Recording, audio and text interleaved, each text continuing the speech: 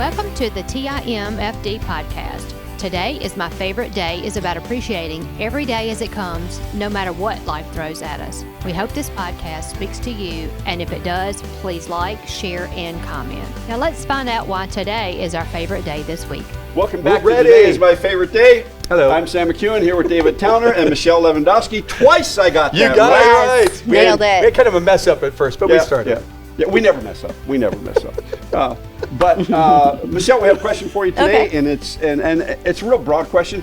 How did your fitness save you? That's a big question. So let's start question. starting with your faith. How about that? Yeah. We start there. So, Californian.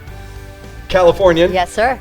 He lived in California. For a short time, I don't own it. No, I do. So, where did you grow up? And I want to know about your faith, how that all got started, because it's very unique and it's tied to a very important movie that just came out in the last year. That's right. I'm intrigued, so I got to ask. Go ahead. So I'll try to make this the short version.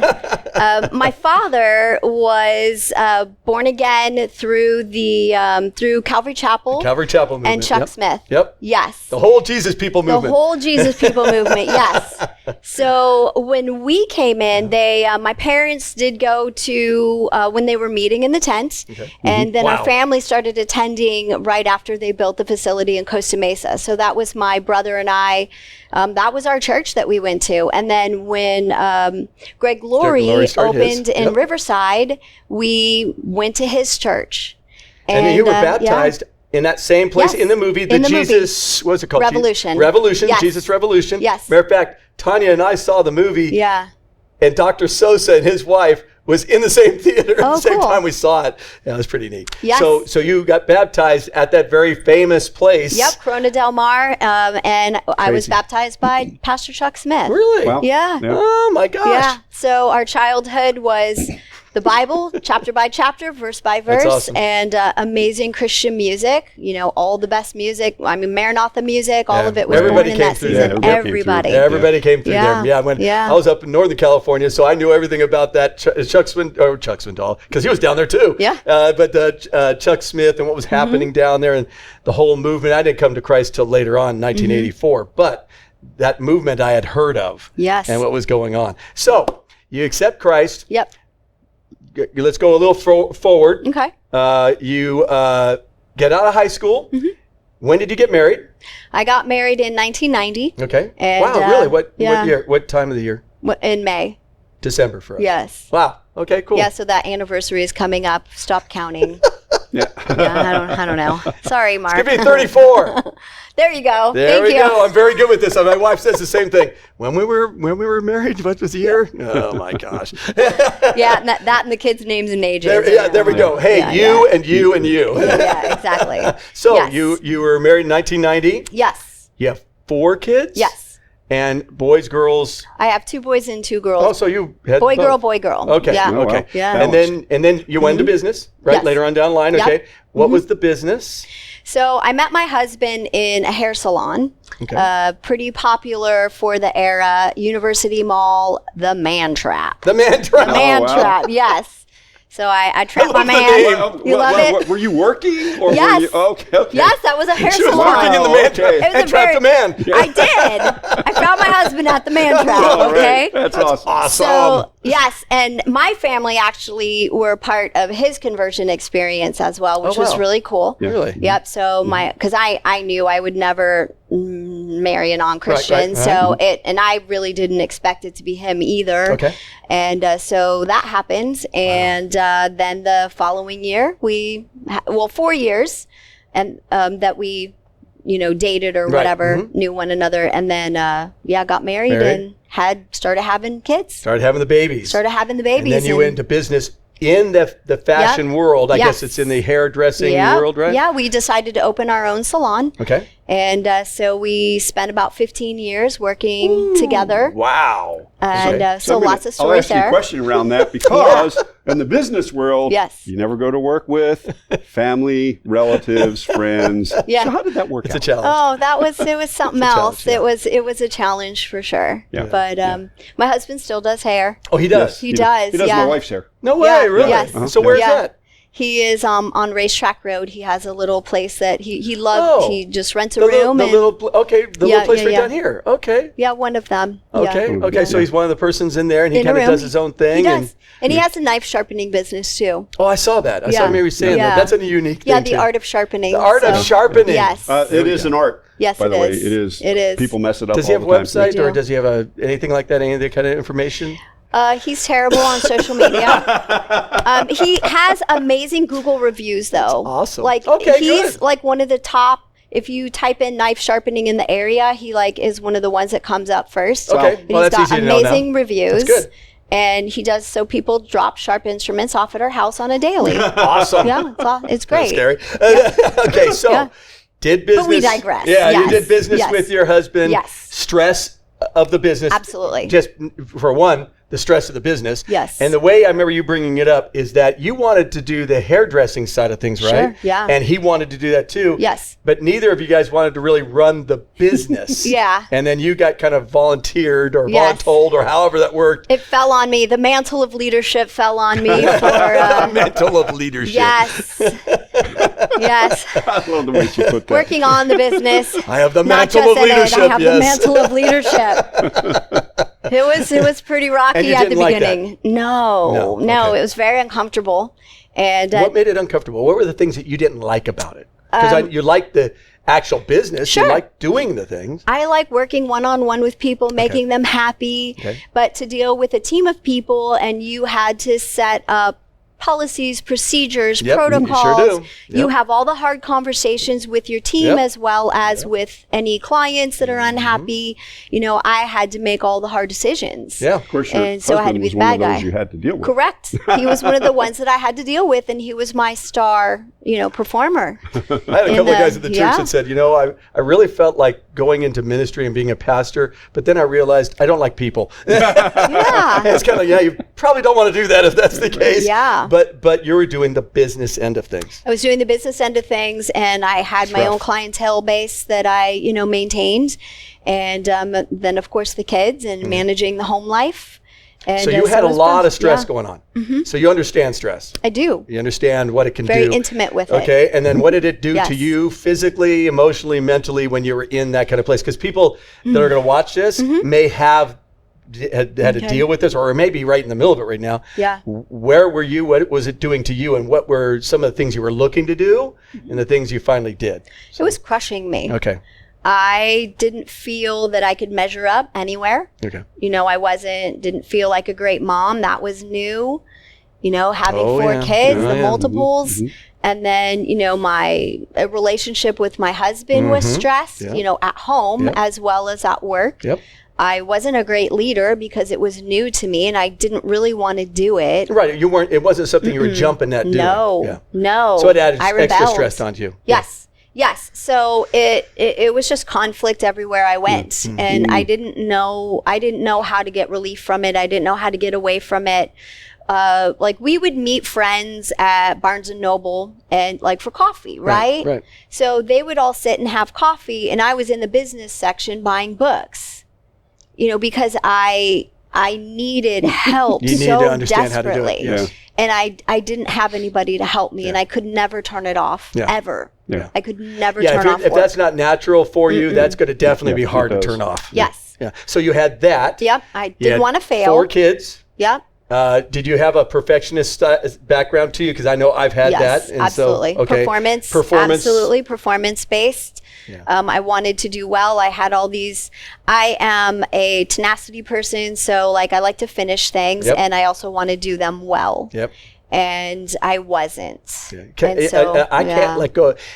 My wife and I would start reading a book, and she'd go, "I don't want to read this anymore." I couldn't let it go. I have to keep reading it. Yes. I have to finish it, and I go, "Okay, I've done it. Yes. Now I could go on." Is that kind of where you were at? Yes. Okay. Yeah. Not a good place. No. Not a good place. No. So how you got to this place, your relationship with Jesus, how was it going at that particular time? Well, I attended church, but honestly, there were many times when I would fall asleep during service. I was just physically trash. spent. I was sitting down. I would fall asleep in the car on the drive there. There we go. Yeah. I was tapped out. Yeah, you were done. I was done. Okay. So So spiritually at that time you were struggling. I was struggling. And that adds to the stressor just kind of keeps going. It does. Right? So those watching right now, you may understand that just a bit. You kind of get where she's coming from. So with that in mind, what did you do kind of on the perfectionist side, grew up in the church, you want to keep your faith, you want to be a good mom, you want to be a good mother, you want to be a good business person. What did you do? Well, I wanted to run away. Is what I wanted to do. There we go. I wanted to leave. Okay. And I knew that wasn't an option. So running wasn't an option? No. Were you looking at other things maybe to get involved with? Absolutely. And Tanya, I'll be honest, she brought it up. She said when she hit rock bottom for her, which was the business, the church business, her own business, our daughter who was really struggling, our youngest was really struggling bad. And she just goes, I didn't know where to go. Yeah. And she said she was already working out. She's a gym rat and has always been in the gym. But she just said, I think I need to drink and just start drinking. And then she went, I was bringing it up to you and to Kathy. She just goes, I'm way too vain for that. I can't do that. Yeah. I'm not going to put that weight on. Yeah. So, she had her where she went. What did you do? So with the industry that I was in, definitely image was a big deal. Everything. It was, high fashion trend. It was, everything always being on point. I didn't go to the grocery store without having hair and makeup done because who someone knows? Can take a picture. Someone can say it. Yeah. I might see a client. Absolutely. I'm representing all the time. Yep. And so I started working out when my youngest was 5. So it's been 20 years. Okay. You've been in a while. Okay. Yes. And I found that it was the only thing I could do where I couldn't think about anything else. Because it was new. It was a new skill set. And, there was a couple people I would go to the gym with and, do workouts, do classes. Quiet your mind, maybe? Yes. Because it was just a break. Yeah. It was a break. Yeah. So that was really beneficial for me. And then, of course, after having 4 kids, there's things to work on, too. One or two little things. You just want to get in better shape and you want to be in a better place. I want to feel better. I want to look better. Feel better for yourself. Yes. Yes, yeah. And the benefits, I did experience that, of course. I was able to, lose the last little bit of pregnancy weight after 4. And you actually went to a fitness competition, if I remember right. Because Tanya was in aerobic competition. She actually did that. We went to Minnesota, different places like that. Yeah. So you got into that. I did. Okay. Yes. I competed in a couple of figure shows, and so I had a season where I was experimenting with that. Actually, one of the girls in the salon that I who worked for me, she wanted to do it, so it was something that we did together. And you cut up in the whole bit, right? We did. Oh yeah, I've got some great pictures. I know. And in my old track days and stuff, that's amazing. Yeah, you could cut yourself up really well, and you just go, why can't I be that all the time? It's not a sustainable lifestyle. It's not. And that's the part that is. That's hard. It's hard. It's really hard because you put all that time and energy into this physical thing for about maybe a week or 2 that you get to really get to see at the optimum level. Yes. But you can't keep it there. It's almost impossible to keep it there. That's why athletes have to let it rest. They do. You cycle. Yes. And it's unfortunately some people cycle with some other stuff, but that's okay. That's always an option too. Yes, it is. And with being in the beauty industry, those options are always there, in dealing with, my team and, their lifestyles. You always have access to everything. So, of course, there's always on the table. Yeah. And then, and I chose working out and, there were, seasons where if you ask my family, they probably thought I was taking it to an extreme at that time. No. But you said that you were doing like an hour workout. Yes. And then when you got closer to the competition, there was an hour workout, another hour workout. Correct. 2 days. To me and my wife, that is not crazy. It doesn't seem that's crazy. That's part of what it is. At one time we were living. But it's the regimented meals. With 4 kids. And it's the protein shakes. Absolutely. And it's the, I have to eat right now. And no, I can't eat that. Yes. And it was the dynamics at home as well. It causes problems there. It does. It causes problems all the way around. Yeah. So at home and at work too. Yeah. So the only place that it was appreciated was when I was at the gym. Yeah, okay. And the people that I was surrounded with there that were kind of doing this thing with me or saw the progress that I was making. So that's, It's a really great ego feeder. So you got into fitness. Yes. And like you said, big ego feeder. Absolutely. Which is good for self-confidence. Sure. Bad for a lot of other things, Correct. right? Could cause a lot of damage that way with relationships and everything else. And it did. Okay. Yeah, absolutely. So we have people watching this. Yes. They're talking. They go, hey, maybe I'll go into fitness. She looks good. I want to do that. That kind of thing. I had some people come to this last week and ask Tanya what she's doing. Yeah. And I started laughing. I go, you haven't changed anything. You can do the same thing you always do. Yeah. So for you, a little bit of an ego thing. How'd that affect at home? And because I know that we've experienced this kind of world. So how'd that affect home life at all? There was a season where things did not go well at all. Okay. And that's a whole nother conversation. Yeah, we'll talk about that. We're going to do some marriage some relationship stuff, and relationship stuff. It was tough. And so I'm kind of curious about that. So we'll get her back. We'll get her back. Yeah, yes, just absolutely. to talk about that because the business world and everything else, stressors. So the fitness side of it led you to competitions. Yes. And competitions led you to injury. It did. And recovery. The craziness. That's right. That's right. Yeah.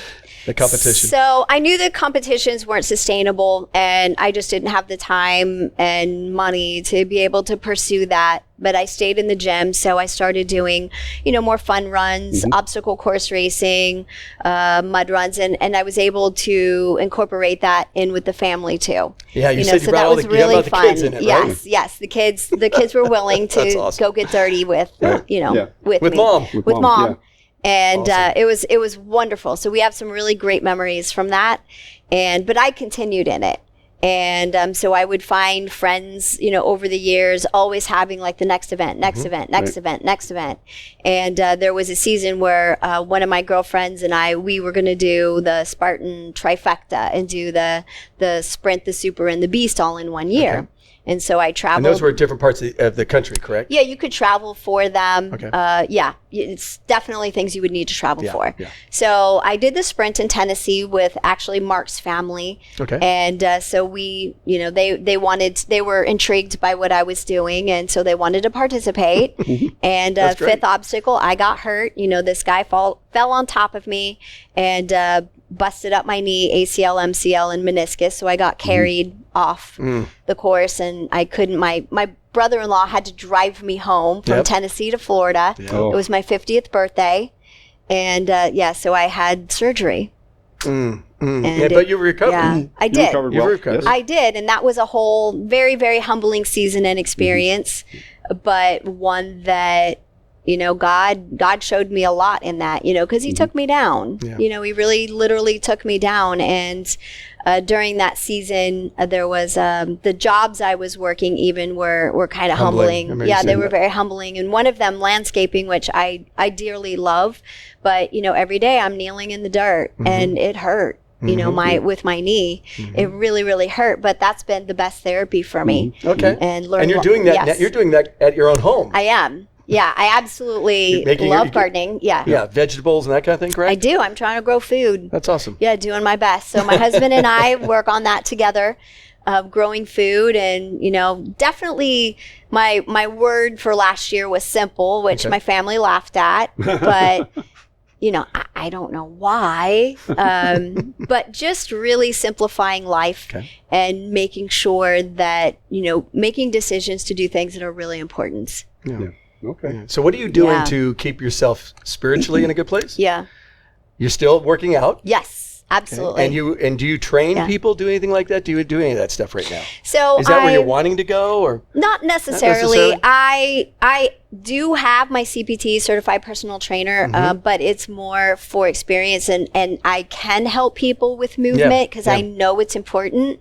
But what is actually even more beneficial to me is the National Board Certified Health and Wellness Coach, because that is where really meaningful work can happen. It starts up here, right? The thought life, absolutely, drops down into that 6 inches to the heart, and life is lived through movement, though, isn't it? Yeah, absolutely. So what was your question again? I had this whole thing I was doing. No. That's What's next? Okay. Spiritually. Oh, spiritually, yes. Where are you Thank spiritually, you. physically? Okay.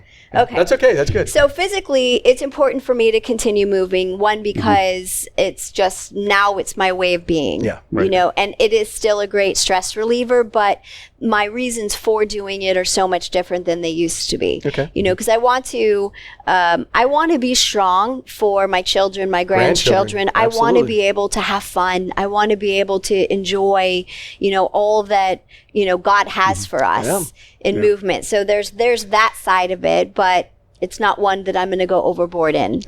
As far as faith goes, it's learning to stop and to actually, you know, ask him to order my day, you know, so that Devo time, that devotional time. Huge. And, you know, reading and praying, which I've always had that, but I'm really working in consistency in that area. Good. And, you know, with my amazing upbringing, you know, at church. You guys are trained. Yeah, chapter by chapter, verse by verse. I don't know how many times someone has taught me through the Bible, but it's where I need to do that for myself as well. Yes, you do. And then, you know, I've had the opportunity to lead, you know, women's groups, you know, faith and fitness women's group. Yep. So I have structured workouts and then led sermon discussions, which I absolutely love. That's awesome. And so, you know, if I want to be able to do those things, if I want to be able to serve God in the capacity that, you know, whatever he has for me, then I've got to stay mentally, physically, spiritually, and emotionally strong. So our responsibility as believers, we're supposed to keep this as a temple of the Holy Spirit, right? Yep. So we're responsible to keep the body in a good place. We're responsible to keep our emotions in a good place. We're responsible to gaze at him and keep gazing at him rather than not, and look instead of trying to control freak. Which will probably be all three of us here. I call it the gaze glance principle. A lot of times what we do is we try to deal with all the problems down here on our own power. Instead of why don't we just bring them up and go here, take care of it, right? So fitness, emotionally, you're trying to keep yourself in a good place. Spiritually, keeping yourself in a good place by just being in the Word of God. And then for you, what's your next steps? What do you want to do next?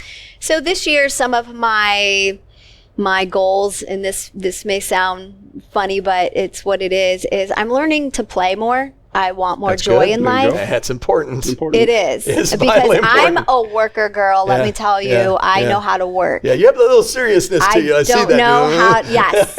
I can be a little intense. A little drive. When she's on a mission, man, you better get out of the way. I've been told I'm intense. I don't get it. You know, my wife had to be told that by a group of people in the church. Years ago, she'd walk down the hallway, and there were guys, we have a lot of military guys, and they'd stop and salute as she walked down the hallway. And she'd even notice it. She would be dealing with business stuff, you know, and realized, I got to mellow this out, you know, and start playing. So for us, it was a lot of, let's find things to do that we can just have fun together. So that's what you're looking to do? Well, even practicing smiling, like as you walk down the hallway, just do that. So for me, it's that. Like I want to have a life of joy. You know, with my grandchildren, with my kids, with the people that I am around. Like I want to be someone who lights up the room, and it doesn't mean I have to be the loudest voice. It doesn't mean that I have to be the biggest personality. Not at all. I think that it's really important that in your engagements with people, and when you have those, it's more quieter one-on-one conversations that I have, but I want them to take something away, you know, and I want to be able to fill and feed others. And so in order to do that, I have to be well fed. And I've personally seen this. Have you seen it? So for me, I've personally seen this. We ended up, after we lost our child, I came to your guys' office. And I said, I'm hurting. You know, I'm hurting. You guys knew what was going on. And laid down. Dr. Sosa touched me. I immediately started crying. Got back up. Then you and Michelle, your husband, and I had never met your husband, just happened to be there that day. And you guys laid your hands and prayed on me. If you want to be at a place that is connected not only to physical body, but the emotional and spiritual side of things and being connected to Jesus, Westchase Chiropractic is, to me, the place to be. Best place to be. And I probably shouldn't tell you guys first, but as you were asking me about the future, and I got some big plans for them. Good. Okay. I think there's some really fun things that are coming up in the future. I like that. I like hearing that. I like hearing that, because that business is phenomenal. You guys are amazing to me, and I keep on telling Tanya, I just go, man, I don't know what I have done at that particular time. I was going to grief counseling and counselors and therapists, but that actually had the biggest impact on me, was that, which was really interesting. You know, the touch of people, right? Yeah. And I'm a physical touch. The love language is I'm a physical touch guy. Yeah. So I knew that the minute they did that, that was going to Can't get that crying. on social media No, or not at all. Not at all. And so that's why we need. And what church do you go to? Because you're telling me that. I go to Calvary Chapel, Palm Harbor. Okay, so another Calvary Chapel. You got to go in there. And so, so you're getting your spiritual side of you done, not only taken care of, but then you can be that for some other people. Yes. And you're getting to bring that into the business world, which is really cool. Yep. Yeah. It is. Rare. So, Michelle, we're about out of time for today, so we'd like to have you back. I would love to come back. We'll talk more about the physical side of it and the mental. Yes. What the physical does to help the mental. Does that sound interesting to you? Absolutely. All right. Well, this has been Sam McKeown, David Towner, and Michelle Levendoski. Yay! Twice I got that right. Got it right. Today is my favorite day. Live intentionally, be blessed. We'll see you next time. God bless you, guys. Bye-bye. Thank you for listening to TIMFD. Today is my favorite day. Views, comments, and opinions are those of the host and guest alone, and Dave and Sam are solely responsible for the content of this podcast. TIMFD is produced and directed by Alex Korn. Music is composed and performed by Chuck Ball. Thank you for listening. Have a great day, live intentionally, and be very blessed.